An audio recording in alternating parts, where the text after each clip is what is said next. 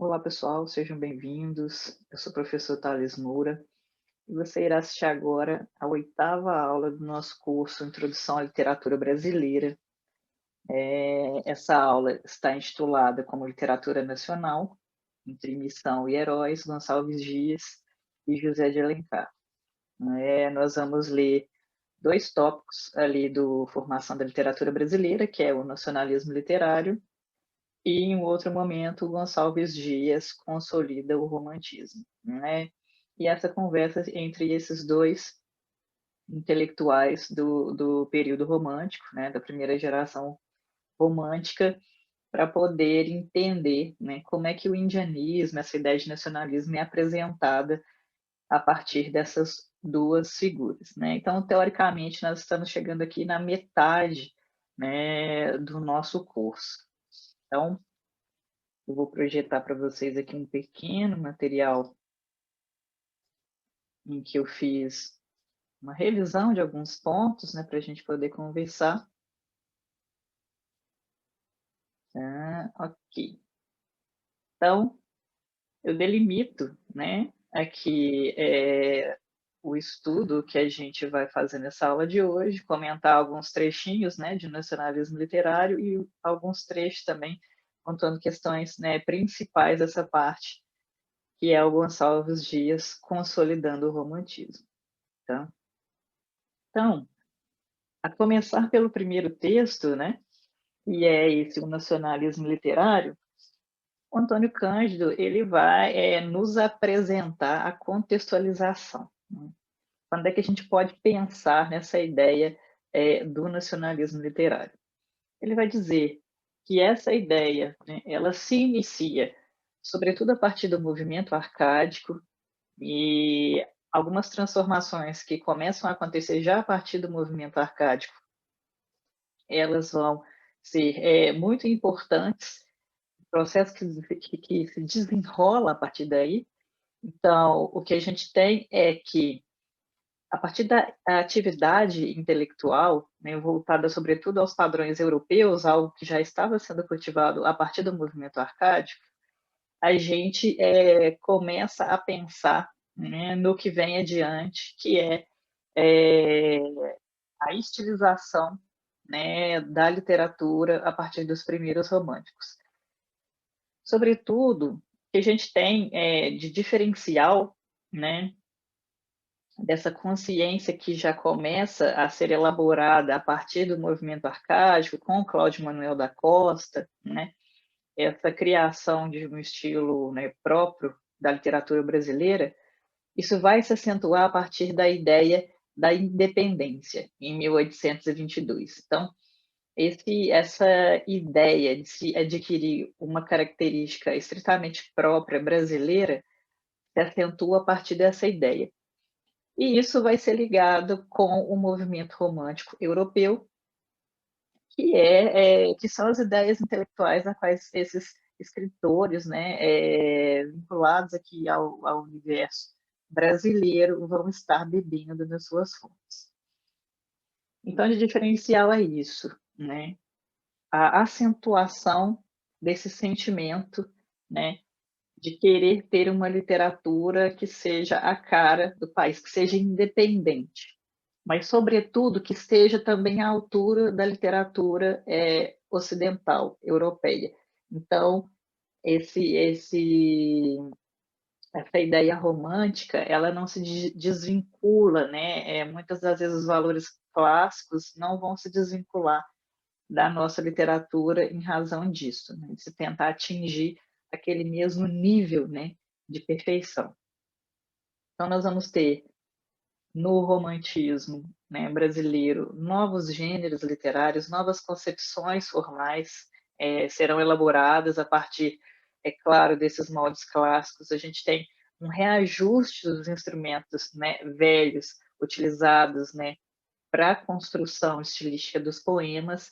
Então, desse modo, a partir, né, dessas questões, a gente tem aí, então, vantagens, né, do arcadismo para o romantismo. Por essa reelaboração, né, por esse espírito de renovação que esses escritores, que esses poetas, né, desejam fazer. E aí a gente pensar então nesse movimento, né, muito vinculado também à ideia de patriotismo. Então se a gente está pensando numa literatura que quer ser independente, né, que quer ter a sua, né, a sua própria, né, cara, na primeira geração romântica, a gente tem a ideia de patriotismo como estímulo, mas também enquanto dever. Então, há um ensaio que o Antônio Cândido vai citar do Macedo Soares, de 1857, comentando, né, essas características, né, de patriotismo como estímulo e dever.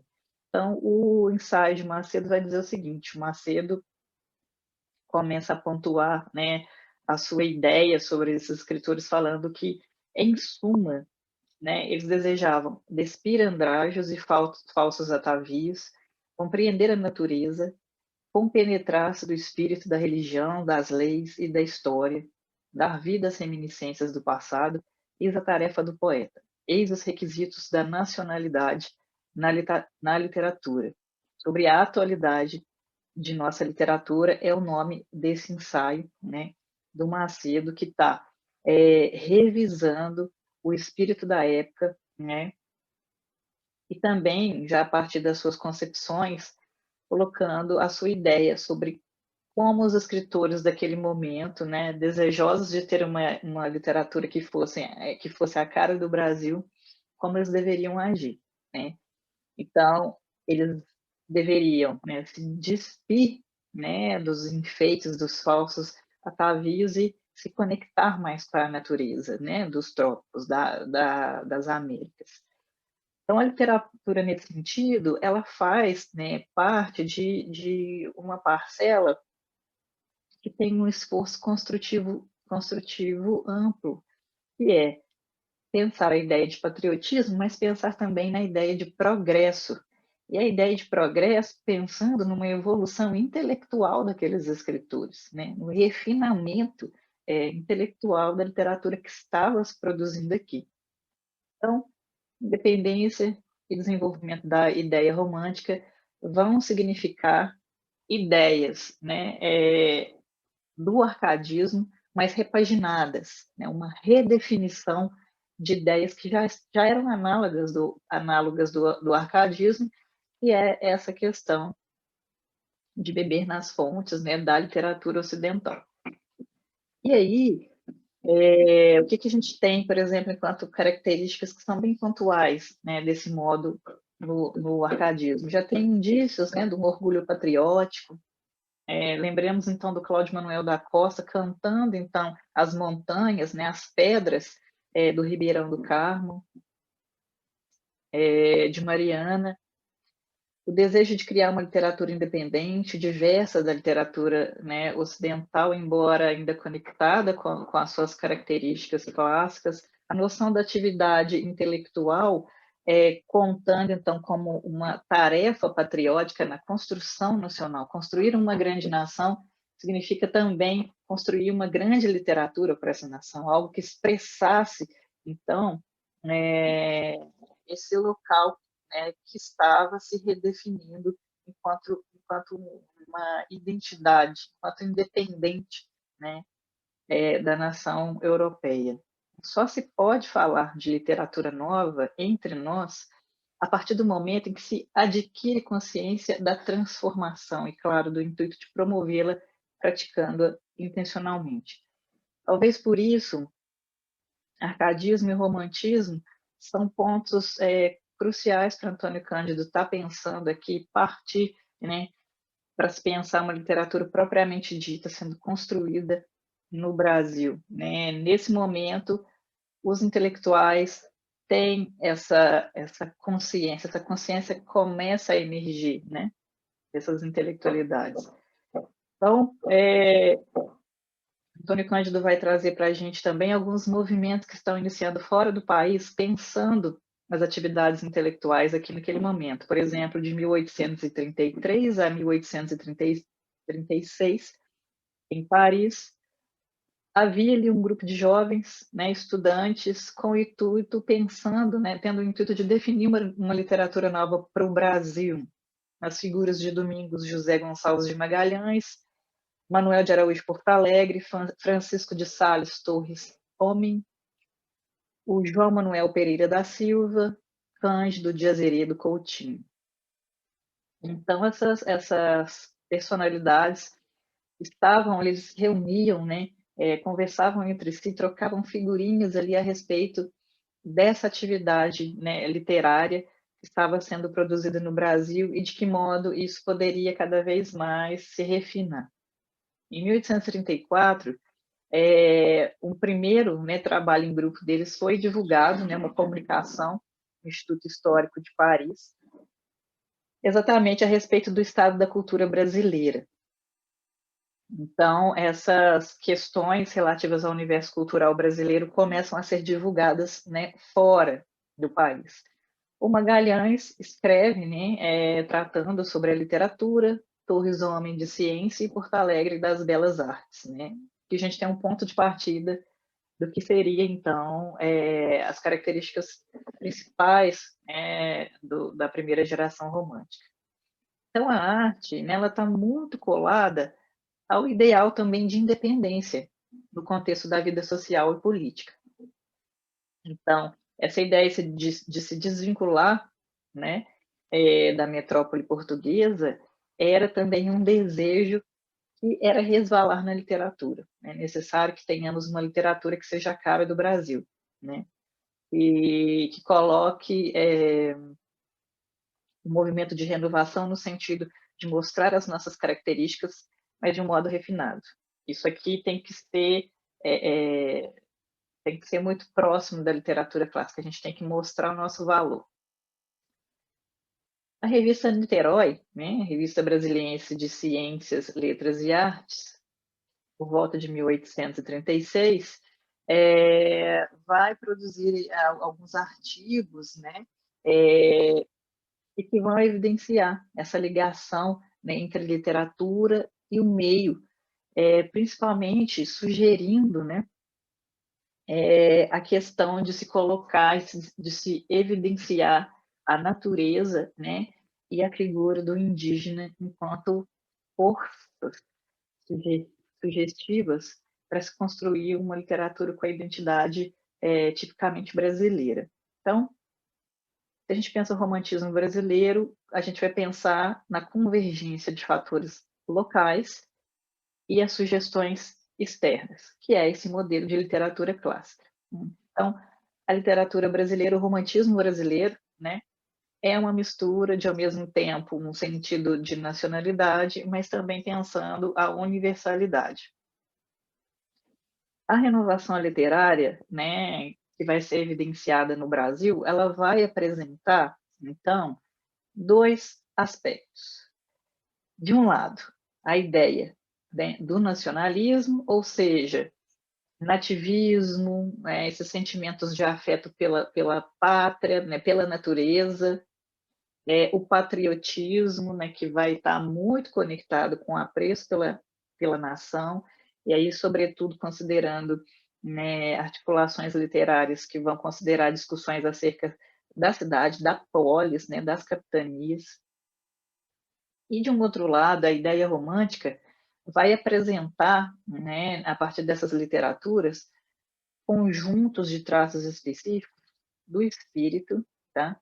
E da estética posteriores ao neoclassicismo na Europa e as suas ramificações americanas. Ou seja, o romantismo vai apresentar, né, traços de idealização da mulher, e idealização, sobretudo no contexto aqui brasileiro, do nacionalismo, da figura da mulher indígena.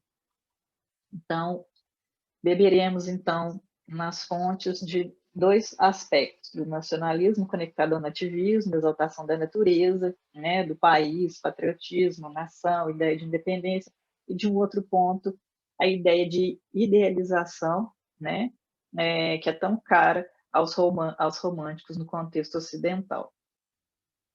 Então, resumindo, né, tudo isso que a gente conversou até aqui, o romantismo brasileiro é muito conectado à ideia nacionalista. Isso é que a gente não pode esquecer. A ideia de exaltação da vida, tomada de consciência desses escritores, afirmação do próprio contra o imposto, pensando sempre, né, e majoritariamente a ideia do tema local. Isso aqui também vai ser ressaltado na aula que a gente vai falar sobre o instinto de nacionalidade, que é um ensaio de Machado de Assis fazendo a leitura das 3 gerações românticas, né? O tema local, a ideia de cor local, é evidenciada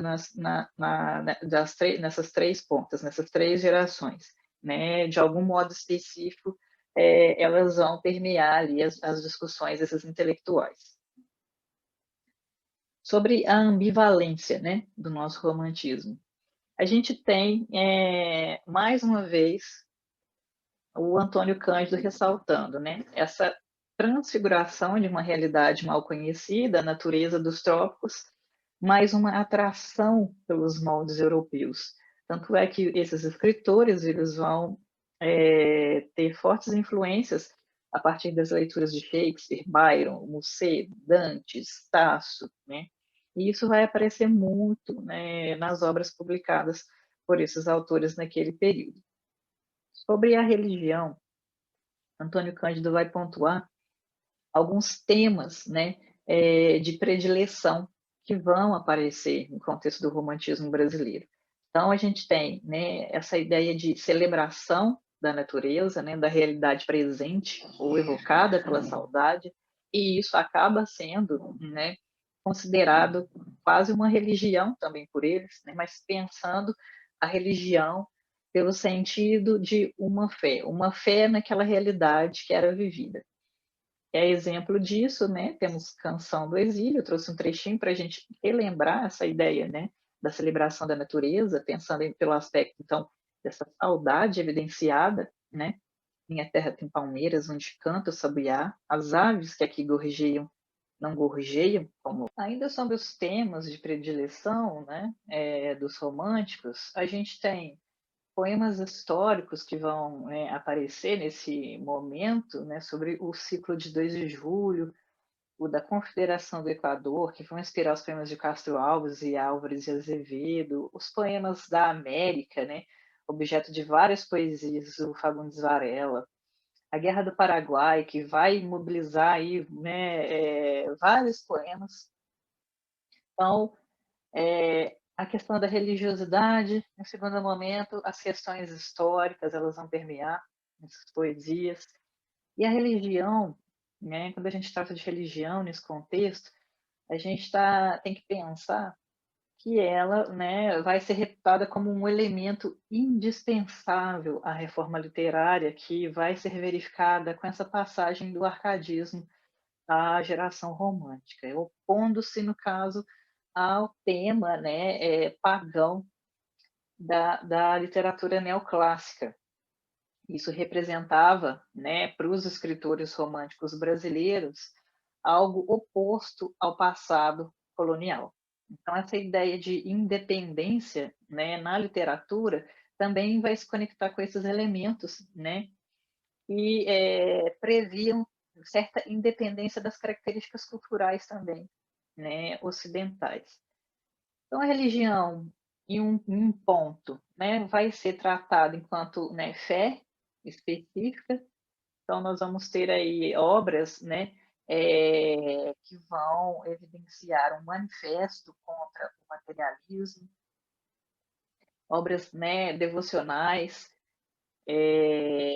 quase um catecismo, né, metrificado, uma espécie de propaganda diocesana. Então, a fé, né, sobre a religiosidade mesmo, a adoração, né, aos elementos cristãos. E a religião também vai ser concebida enquanto posição afetiva, ou seja, há uma abertura da sensibilidade para o mundo, né, e as coisas através de um espiritualismo mais ou menos indefinido.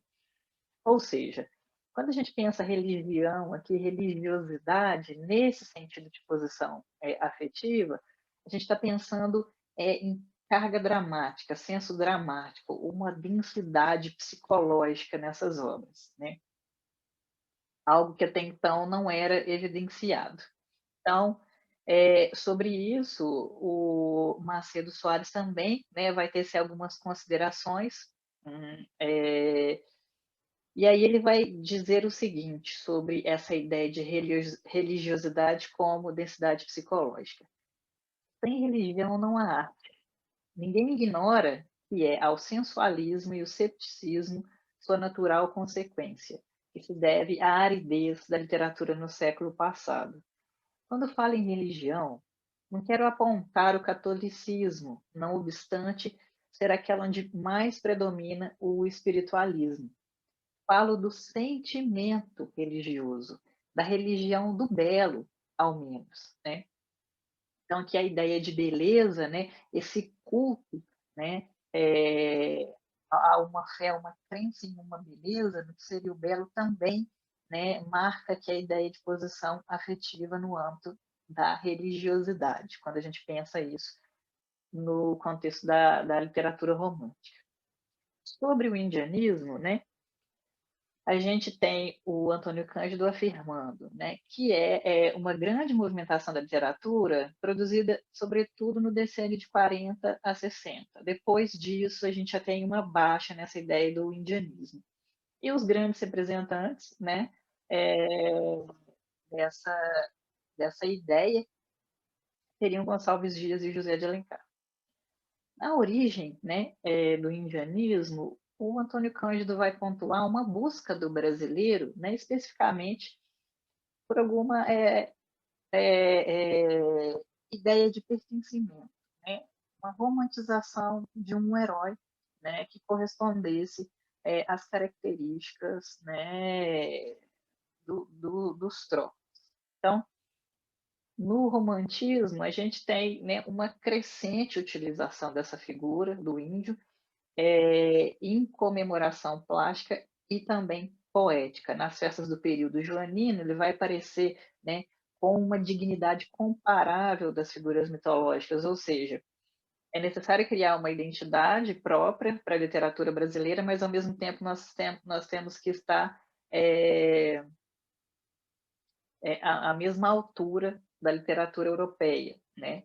Então, vamos pensar como essas figuras mitológicas são construídas nesse contexto, né, e equiparar essas construções. O processo vai se intensificar nessa utilização do indianismo a partir da independência. Então, há uma identificação do selvagem ao brio nacional, né? E aí o seu aproveitamento plástico na construção dessa cena, né, do ideal de uma grande nação. Então, a utilização do índio, né, vai passar várias faces aí da sociedade, sobretudo ali a partir dos ilustrados do período joanino, né? Jornalistas também vão acabar utilizando dessa figura, né, como um movimento de afirmação, né, de uma identidade tipicamente brasileira, como o José Bonifácio, e o jornal que ele vai criar, que é o jornal Tamoio, né? Tipicamente apontando, né, a sua contraposição ao pensamento, né, português, né, europeu, ocidental. Então, o que a gente tem aqui, na verdade, é que o João Francisco Lisboa, né, também um ensaio comentando, né, essa questão dos fatores do indianismo, vai pontuar que isso era uma natural reação contra os desmandos e as violências do colonizador por parte dos que estudavam o passado brasileiro. Então, parece haver uma nítida relação entre a intelectualidade, né, o conhecimento do passado histórico e uma espécie de vontade de se desvincular, né, da metrópole portuguesa. Desde a atuação dos reformados na revista Niterói, o índio vai aparecer como uma sensibilidade patriótica, né, até ele ser condicionado enquanto um cavaleiro medieval, né, o que chega a ser, na verdade, uma equiparação com o conquistador, essa ideia do cavaleirismo, da generosidade, da altivez, da destreza bélica. Isso vai se conectar, né, com uma ideia muito ocidental de literatura. O tema indianista, na verdade, vai se configurar para nós, dentro da nossa literatura, enquanto lenda e também enquanto história. Isso vai permear, por exemplo, as obras de Gonçalves Dias e José de Alencar, a partir de duas facetas muito diferentes. Então, como o índio vai aparecer, né, em Gonçalves Dias e que postura ele vai adotar já nos romances de José de Alencar.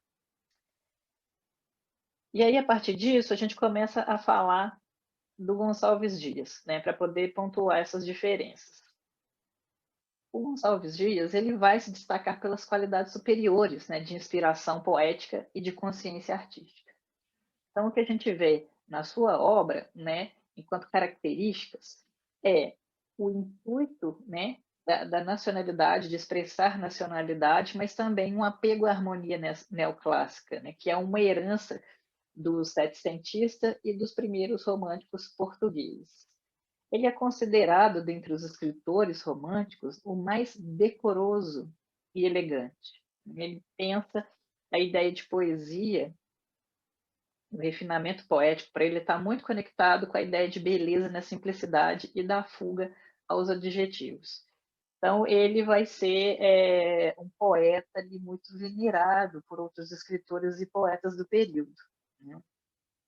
E vai chegar a ser considerado até o criador da literatura nacional. O Antônio Cândido vai pontuar ainda que Canção do Exílio seria o poema que melhor representaria o ideal literário, né, divulgado a partir dos poemas de Gonçalves Dias. A partir de Gonçalves Dias, né, e da sua obra Primeiros Cantos, o que era tema, saudade, melancolia, natureza, índio, vai se tornar uma experiência, né, nova, fascinante. E aí a gente tem uma superioridade da inspiração e dos recursos formais. Então, essa temática da cor local, da natureza, né, isso vai se conectar agora aos recursos formais dos quais o Gonçalves Dias era um grande artífice, né? Ele era o mestre das construções poéticas.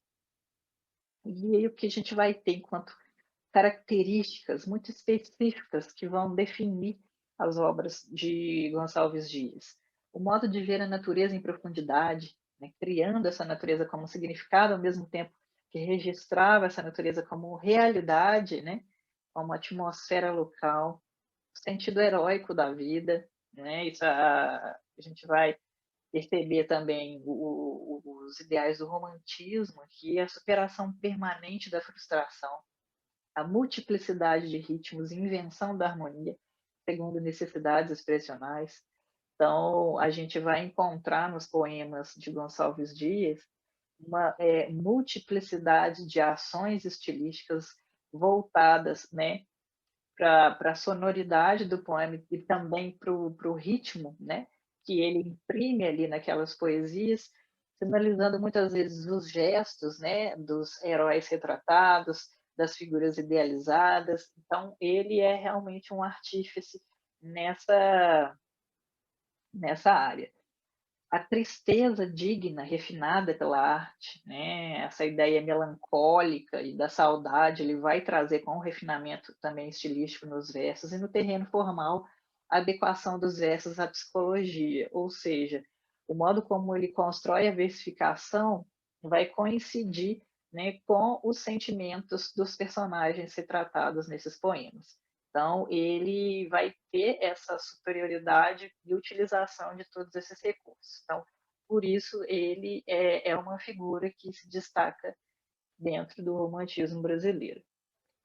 O indianismo de Gonçalves Dias, né, é parente do medievismo coimbrão, ou seja, ele vai pensar a ideia de pátria ao mesmo tempo que está pensando numa especificidade lírica, mas também heróica, né, do passado da sua nação.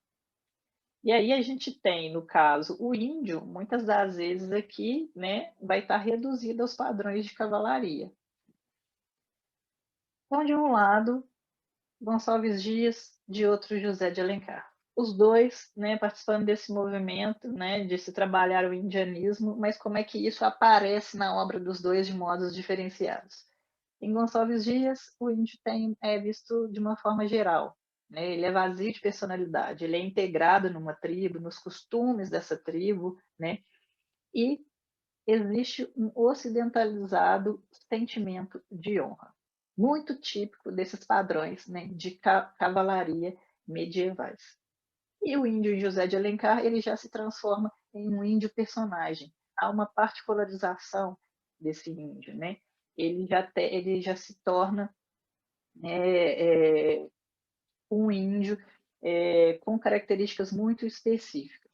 Então, a partir, né, daquele movimento de se particularizar esse índio enquanto personagem, a gente tem a exaltação, né, e a idealização do índio. Aqui eu trouxe para vocês, né, uma carta que está na primeira edição de Iracema de José de Alencar, para a gente entender como é que José de Alencar e Gonçalves Dias vão trabalhar com a ideia de indianismo de maneiras diferenciadas e pela voz do próprio José de Alencar. Ele apontando o que o diferencia do Gonçalves Dias. Gonçalves Dias é o poeta nacional por excelência. Ninguém lhe disputa na opulência da imaginação, no fino lavor do verso, no conhecimento da natureza brasileira e dos costumes selvagens. Em suas poesias americanas, aproveitou muitas das mais lindas tradições dos indígenas, e em seu poema não concluído, dos Timbiras, propôs-se descrever a epopeia brasileira. Entretanto, os selvagens do seu poema falam uma língua clássica, que lhe foi censurado por outro poeta de grande estro, né, o doutor Bernardo Guimarães. Eles exprimem ideias próprias do homem civilizado, e que não é verossímil que tivessem no estado de natureza. E aí, continuando essa comparação aqui, né, como ele vai entender a poesia do Gonçalves Dias, ele diz: sem dúvida que o poeta brasileiro tem de traduzir em sua língua as ideias, embora rudes e grosseiras dos índios. Mas nessa tradução está a grande dificuldade. É preciso que a língua civilizada se molde quanto possa a singeleza primitiva da língua bárbara, e não represente as imagens e pensamentos indígenas, senão por termos e frases que ao leitor pareçam naturais na boca do selvagem. O conhecimento da língua indígena é o melhor critério para a nacionalidade, né, da literatura. Ele nos dá não só o verdadeiro estilo, como as imagens poéticas do selvagem, os modos do seu pensamento, as tendências do seu espírito e até as menores particularidades da sua vida. É nessa fonte que deve beber o poeta brasileiro. É dela que há de sair o verdadeiro poema nacional, tal como imagina. Então, o que ele vê, na verdade, é o Gonçalves Dias como um poeta muito refinado, utilizando padrões clássicos para poder expressar, né, sentimentos que seriam tipicamente desses indígenas, né, em seu local, né, em seu habitat, que seria, então, primitivo, né, selvagem. Então, ele vai adotar uma postura de pensar, bom, nós devemos pensar, né, no modo como esses indígenas se comportariam de verdade dentro da sua tribo. Então, ele tem essa divergência enquanto essa utilização muito clássica, né, desses padrões ocidentais literários veiculados ali pela poesia do Gonçalves Dias. Então, pensar, né, o romantismo a partir do Gonçalves Dias, especificamente, é pensar em uma convenção poética nova, uma convenção poética que vai misturar medievismo, idealismo do indígena, né, enquanto um herói, um cavaleiro medieval, e também misturar aspectos de etnografia, visto que ele vai misturar ali na sua obra muitos dos elementos que são relacionados à fauna, flora brasileira, né, ao ambiente aqui, né, tipicamente da América. Então, a gente tem o pitoresco da vida americana junto a um ângulo romântico e europeu, de se analisar, né, esse movimento, né, cultural a partir dessa convenção indianista, ok? E aí, eu trouxe para a gente entender como isso funciona nos versos de Gonçalves Dias, e esse esmerilhamento dos versos, né, modo como ele trabalha isso muito detidamente, 2 poemas. E a gente vai ler junto, identificando alguns elementos. O primeiro é o Marabá, tá? A gente vai identificar nele aqui alguns elementos do romantismo e outros do indianismo. Resumindo, o que seria esse poema Marabá? Um Marabá a gente tem, né, uma Índia que é mestiça, né, Marabá, que é esse termo que vai sinalizar, né, em tupi a origem, né, de um indígena que é descendente de franceses, né, e indígenas. E essa Índia, essa Marabá, ela vai ser alvo de preconceito pelos homens da sua tribo, né? Apesar de Índia, né, de uma mulher muito bela, ela não tem o ideal de beleza perseguido pelo indianismo, por esses intelectuais, né, que estão reafirmando esse ideal identitário da literatura brasileira, enquanto um ideal do belo. Então, a gente tem esse poema, a exaltação do elemento paisagístico, a gente tem a presença de 2 vozes, que é a voz de um guerreiro da tribo e dessa Índia, né? Eles estão em diálogo ali conversando, e a gente tem também a exaltação da beleza da Índia. A exaltação da beleza desse eu feminino, e ao mesmo tempo a gente tem a angústia, porque ela não tem esse ideal de beleza indígena que o indianismo pretende, né, exaltar. Então, há uma certa melancolia, uma tristeza, né, que vai permear todos esses elementos que a gente está conversando aqui. Então, eu vou projetar aqui para a gente poder acompanhar. Hum.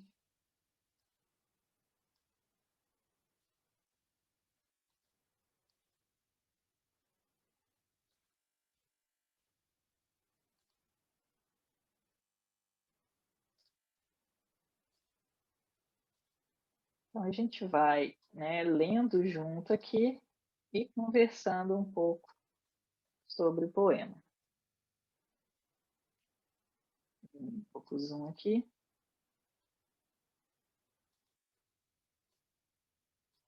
Então, vamos lá. Então, Marabá. Eu vivo sozinha, ninguém me procura. Acaso feitura, não sou de Tupã? Se algum dentre os homens de mim não se esconde, tu és, me responde, tu és Marabá. Meus olhos são garços, são cor das safiras. Tem luz das estrelas, tem meigo brilhar. Imitam as nuvens de um céu anilado, as cores imitam das vagas do mar. Se algum dos guerreiros não foge a meus passos, teus olhos são garços, responde anojado, mas é. Quero antes uns olhos bem pretos, luzentes, uns olhos rugentes, bem pretos, retintos, não cor da najá.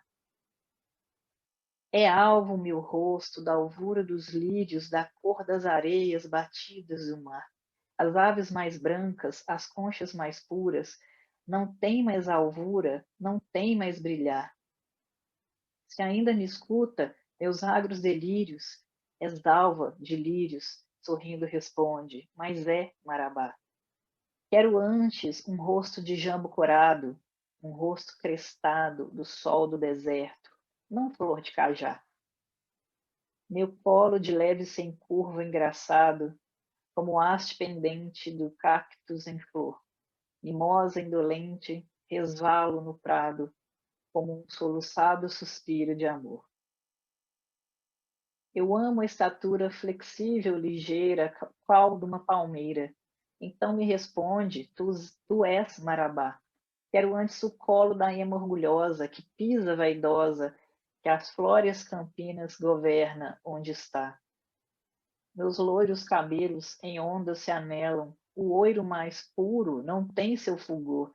As brisas nos bosques de os ver se namoram, de os ver tão formosos como um beija-flor.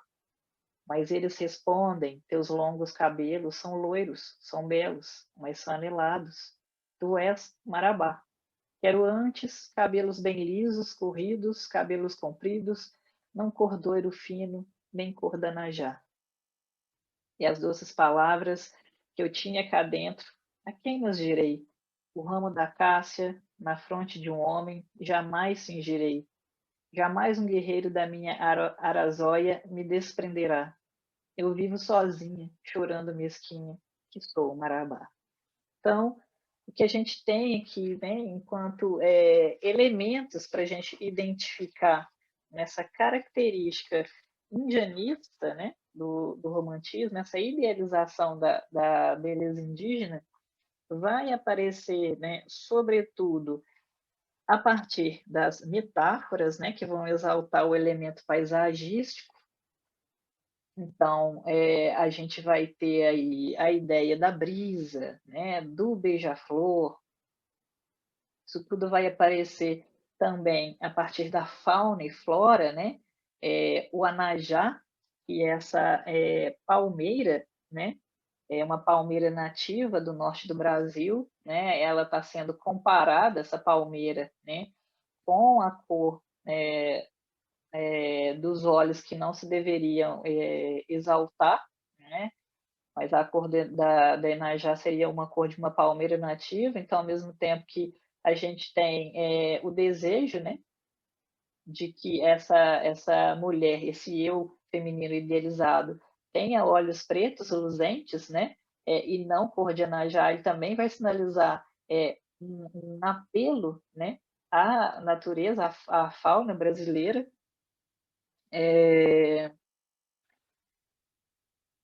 O jambo corado, né? Quero antes um rosto de jambo corado, um rosto crestado do sol do deserto, não flor de cajá. A flor de cajá é uma flor branca, né?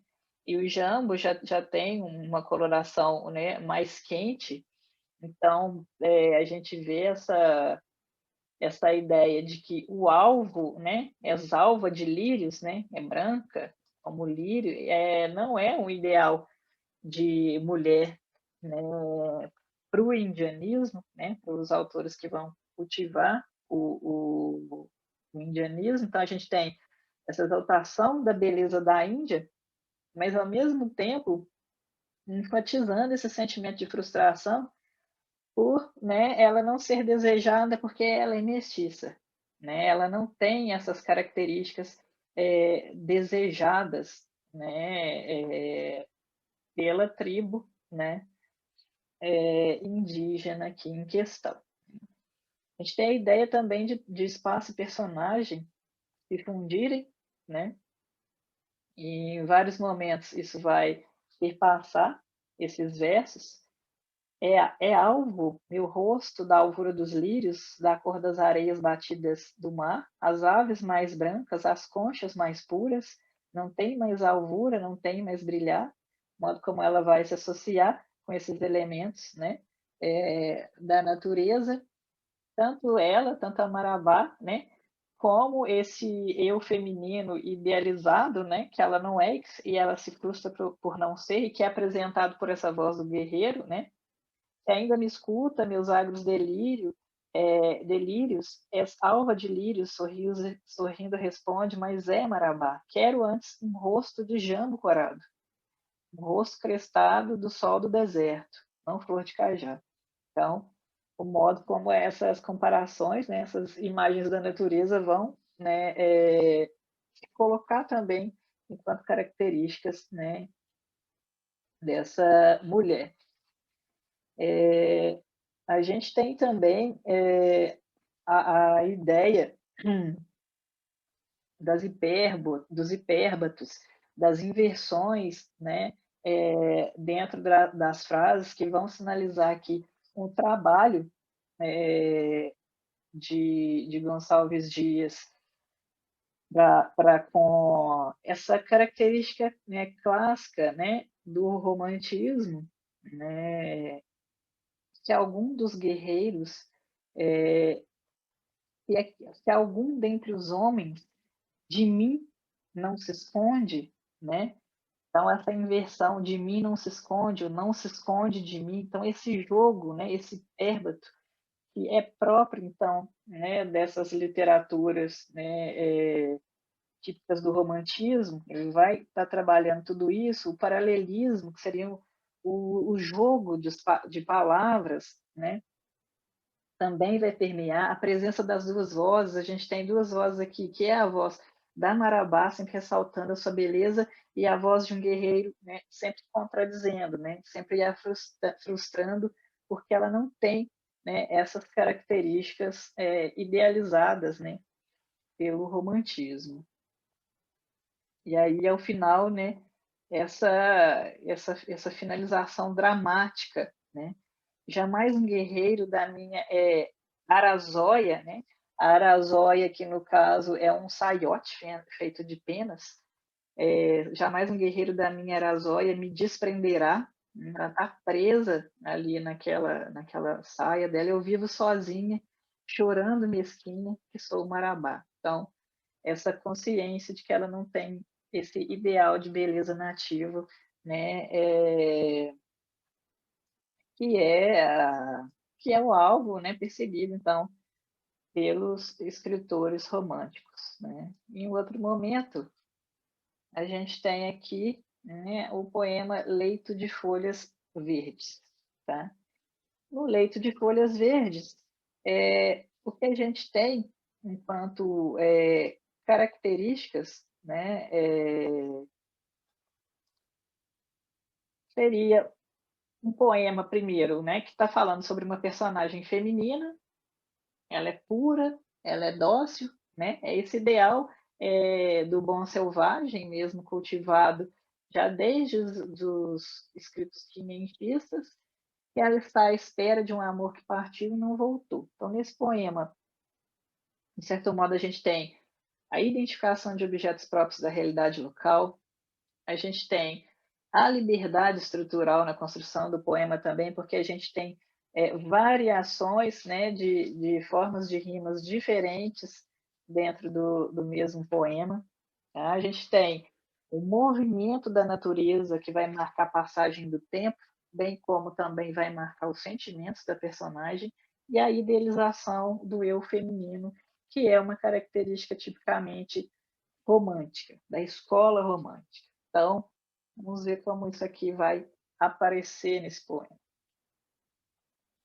Porque tardas, Jati, que tanto a custo a voz do meu amor moves teus passos? Da noite, a viração movendo as folhas, já nos cimos do bosque rumoreja.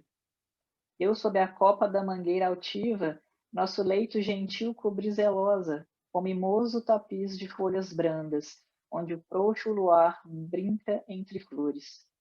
Do tamarindo a flor abriu-se há pouco, e já solta o bogari mais doce aroma, como prece de amor, como estas preces, no silêncio da noite o bosque exala. Brilha a lua no céu, brilham estrelas, correm perfumes no correr da brisa, a cujo influxo mágico respiras. Um quebranto de amor melhor que a vida. A flor que desabrocha ao romper d'alva, um só giro do sol, não mais ejeta. Eu sou aquela flor que espero ainda, doce raio do sol que me dê vida. Sejam vales ou montes, lago ou terra, onde quer que tu vás, ou dia ou noite, vai seguindo após ti meu pensamento. Outro amor nunca tive, és meu, sou tua.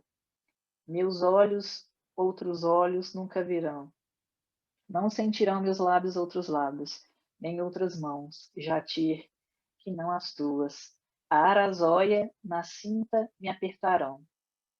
Do tamarindo a flor jaz entreaberta, já solta o bogari mais doce aroma. Também meu coração, como essas flores, melhor perfume ao pé da noite exala.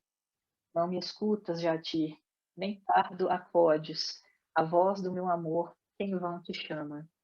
Tupã, lá rompe o sol, do leito inútil, a brisa da manhã, sacuda as folhas. Então, já aqui, né, no poema Leito de Flores, a gente tem as palavras que vão sinalizar a temporalidade, elas estão conectadas com elementos naturais, né? Por exemplo, lua e sol vão aparecer aqui, né, no abrir e no cair do dia, a gente tem essa transposição temporal. Algumas palavras, como lábios, olhos, prece, mãos, amor, vai sinalizar aí um ideal erótico, né, da beleza feminina e até mesmo da pureza feminina, né?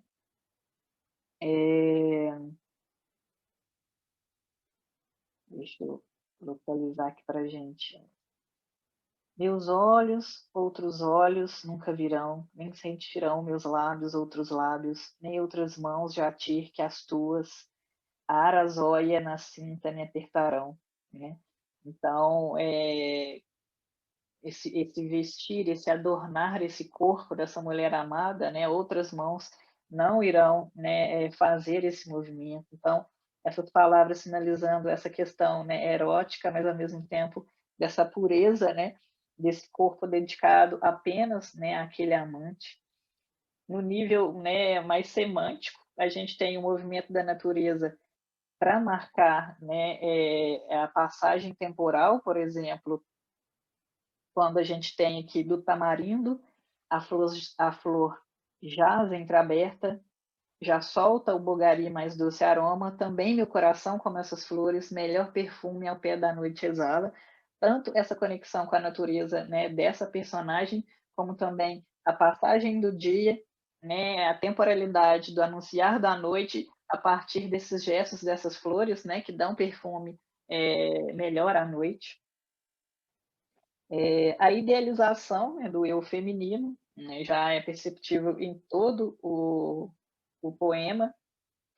Em nível gramatical, a gente percebe algumas identificações, né, de objetos próprios da realidade local, do clima, da fauna e da flora, né, algumas palavras, né, conectadas ao idioma, né, tupi, ao dialeto tupi, como arazóia, né, que é essa saia, né, ornamentada de penas, e a questão também de toda essa movimentação que vai dar movimento para a natureza, né, mas também vai atribuir metaforicamente os sentimentos, né, da personagem. Então, quando ela se compara, né, aqui com essas flores e ao mesmo tempo ela se conecta com outros elementos da natureza, como nesse verso, sejam vales ou montes, lago ou terra, onde quer que tu vás, ou dia ou noite, vai seguindo após ti meu pensamento. Outro amor nunca tive, és meu, sou tua, né? Brilha a lua no céu, brilham estrelas, correm perfumes no correr da brisa, a cujo influxo mágico respira-se um quebranto de amor melhor que a vida. Então, o modo como esses elementos da natureza eles vão conferindo também metáforas dos sentimentos dessa personagem, né? O brilho, a ideia do perfume, da brisa, elas correspondem também a características muito típicas e específicas daquela representação daquela personagem, né? Sobretudo também nessa frase que se repete aqui, né? Que é a comparação do tamarindo, né? Da flor de tamarindo. Aqui também a gente tem, né, essa metáfora dos sentimentos da personagem. Do tamarindo, a flor jaz entreaberta, já solta o bugari mais doce aroma, também meu coração, como essas flores, melhor perfume ao pé da noite exala. Né? Então, essa comparação com elementos da natureza, sinalizando os próprios sentimentos, as próprias características dessa mulher. Tá ok? Então, finalizando a nossa aula de hoje, né, foram esses elementos que eu gostaria de mostrar e o modo como Gonçalves Dias vai construindo isso, né, vai arquitetando todos esses gestos, né, dentro da estilística dos poemas. Então ele é o príncipe, né, dos versos, considerado o príncipe dos versos, porque ele é um cara que tem esse esmero, né, essa particularidade. Então, fechando a nossa aula, é isso. Nos vemos nos comentários, então, do nosso fórum. Um abraço a todos e até a próxima.